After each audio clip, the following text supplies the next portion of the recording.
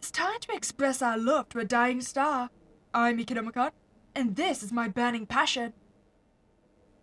Sometimes, stories of love can be found in the most unlikely of places. This is one of those stories. I feel like I'm setting up an expectation of a profound romance. I wouldn't expect that much if I were you, but let me set the scene. An Italian restaurant. A likely location for a heartfelt love story to begin? Of course not. But who am I to judge?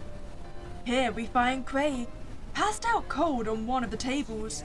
His cheek is stuck to the laminated plastic cover. It's all gummy.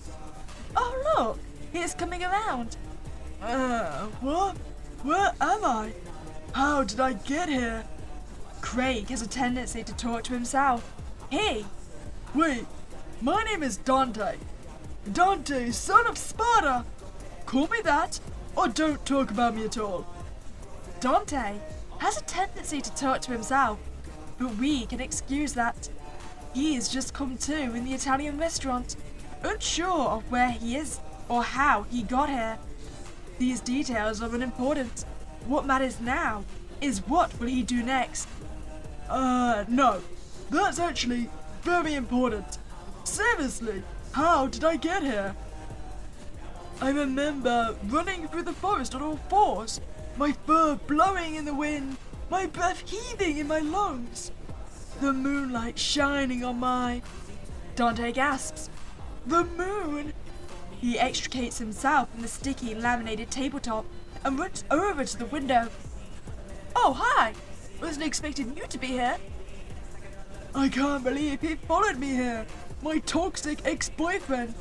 He angrily gesticulates to the moon. How dare he, after what he did to me, shunting me out of my werewolf form and forcing me to be human? Up until recently, Dante has been in a beautiful, passionate relationship with the moon. The moon had been Dante's silent companion, his ever-present confidant, his boo, his lover, his everything, until he cheated on me! Oh damn! Was there another werewolf? Dante slams his hands on the windows, tears pooling in the corners of his eyes. How dare he! How dare he turn his back on me! After all we've been through, after how vulnerable I was with you! That's how you choose to treat me? You throw away years of my love and affection! You know the good thing is, I am no longer the weirdest person in this room for dating an eldritch god. That now title gets given to Dante for dating a celestial being. You really should go sit down, Dante, or... Oh, you should slam on the restaurant's window more to get the moon's attention. Well, do you want to look desperate or not? Let's face it, you already look a little bit desperate. Continue to slam on the windows. Dante's hands are tensed against the glass. I don't appreciate you telling me what to do. I can deal with my grief as I see fit. Oh, Moon, how could you do this to me? Completely ignoring his own reluctance to follow my advice, Dante smashes his hands against the windows again. This time, with enough force to nearly shatter them. Nearly, thankfully. His consistent slamming has caught the attention of the waiter. Can I help you find a table, sir? I have a table. Leave me to sulk in despair. I'm sorry, sir, but I can't have you stand here if you're not going to order anything. Get me a spaghetti bolognese. Manners, Dante. Please. The waiter leaves, and Dante finally returns to his laminated table. He scans the room, filled with plebeians, of course. Nobody important enough to draw his attention. There's a couple of televisions on the wall. One of them is turned to a news channel, talking about... The news is boring. I've never cared about the real world. It doesn't affect me, so I shouldn't have to think about it. Okay, if you say so. The other TV screen cycles through a slideshow of images. None of them have any cohesion with one another. A photograph of Albert Einstein, an MS Paint drawing of a house on a hill, one of Roger Hargrave's drawing of Little Miss Naughty, And who is that gorgeous creature? Oh, I see you've met the sun.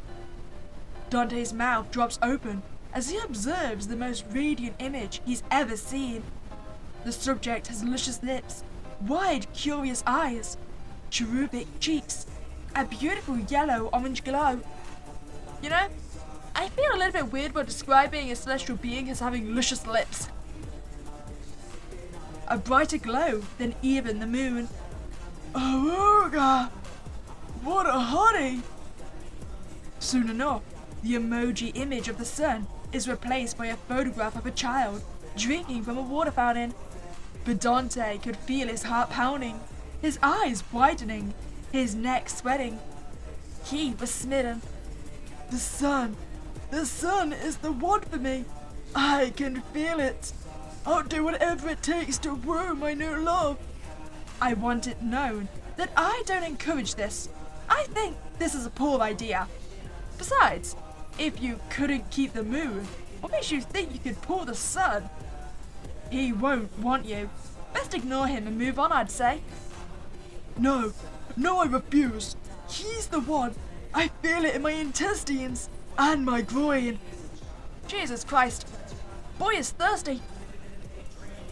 I don't need to know what you feel in your groin. Nobody does. Please keep that to yourself. You know what? I shouldn't encourage this.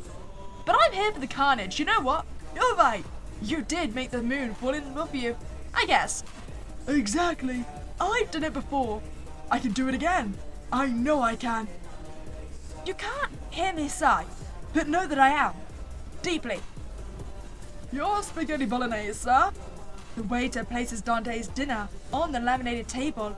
It makes a slightly sticky sound. Thank you. Good. You remembered your manners this time. He inhales the plate of spaghetti bolognese with the speed and efficiency only possible by a starving werewolf, human form aside. The plate literally licked clean. Dante leans back with a heavy sigh. He feels movement in his intestines, and not the good kind. Oh, I'll take that as a sign that it's time to head home. Dante's home can hardly be qualified as a home. You know, I was half expecting us just to go to the forest. Instead, it is an abysmal roadside motel that stinks of phantoms of asbestos. He makes the excuse that after his pledge to the holy glow of the moon, he did not need a fancy domain. His attempts to be humble are undermined by the water stains on the walls outside his door and the broken windows of the room on the first floor. I can hear them sometimes. Nasty couples having unprotected sex in compromised positions. It makes me sick just thinking about it. Oh, well, it's fine. Just think of the sun. That'll make you happy. Dante must climb the steps to the second floor. These rooms have always been cheaper because the trek up those stairs is an epic climb around heinous rots of bird poop. But our Dante was a wolf before the moon broke his heart. He knows his way around the dirt. Crap, where are my keys? Dante shifts around in his pockets as he approaches room 222. It takes him a few moments before his nails scratch against his keychain. A rubber figure of an anime girl with blue pigtails. There we are! He fumbles his keys. They miss the hole at least 5 times. This is not the only hole he has fumbled. I don't want to think of the moon's holes, to be honest. That's not a thought I've ever had about a celestial being before. But he finally forces the key in and turns the door. Well, this is atrocious. I see you've already changed your graffiti. Hell yeah, we're back home. It makes one vomit just thinking about being in this room. The carpet has not received a good wash in about 2 months. The television echoes a dangerous hum of electricity. Commercials for wrestling events. Cans of crappy beer and crappy soda are scattered across every surface that isn't the floor. Clothes are thrown into small piles Like nests for small pups, Dante is not a small pup, at least not anymore. A very beautiful, very touching abstract painting hangs above the bed. Ah, I do appreciate generic abstract painting number 1. The bedding has been ripped off the bed, exposing stained yellow sheets on the mattress underneath. You know, I feel like that's the worst crime in this entire apartment. Dante throws his keys onto the bedside table and commits a cardinal sin. He jumps onto the bed with his outdoor clothes still on his back and his shoes still on his feet. Dante needs his food to settle. He wants to be a tummy ache survivor. God, I can't believe my ex followed me to the Italian restaurant. He doesn't want me back already, does he? Are you insane? He doesn't want you anymore. Focus on the sun. So the moon was just teasing me. What an arse! Why? Why do good guys like me like bad guys? God, I've had this question for a very, very long time.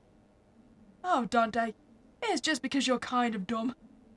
I do love you for it, though. Well, that's too bad, kiddo.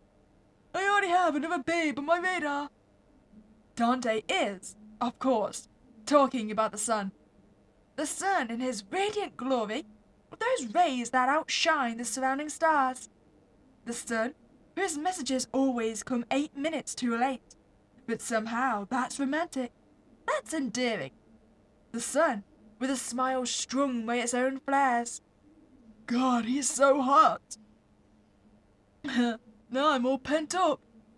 He was getting pent up in an area of the body higher than where he expected. His stomach was making knots of itself.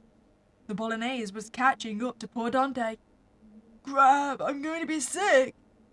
He jumps off the bed with the vigor of a racehorse and beelines it to the bathroom. And for the next half hour, Dante groans guttural sounds while trapped in the darkness of the bathroom. The design of the motel is so stupid that the light must be turned on from the outside. Dante, as a product of his own haste, must crap his guts out in a world without the light of his ex or his new crush. That's probably for the best. No one needs to see what's happening in that bathroom. But that's a good thing. How embarrassing must it be for you to keep the doors open and the lights on in the most vulnerable moment of your life? In front of your crush, the glorious, beautiful sun. Dante continues his sounds, each of which sounds increasingly like the messy insides of a disgusting horror film. And when the relief finally comes, the crap has happened and the toilet gets flushed. Dante washes his hands. It is a miracle. He opens the door, with the afterglow off in his cheeks, and the glow of the sun on his face. The sun, my darling! What are you doing here? The curtains are drawn open, and the sun, in his beautiful glory, is right outside Dante's apartment. I'm sorry, I didn't want us to meet like this. But you came all this way to see me. How did you know I was thinking about you? I guess this is fate, right? Our stars have crossed. What's that? The sun seems to be shining at Dante. You want me to come outside and talk? Sure. The front door gives a loud, echoing creak as Dante slowly opens it. Oh, hi! You seem awfully close. Are you going to burn us all to death? The light of his new lover is so bright, so all-encompassing.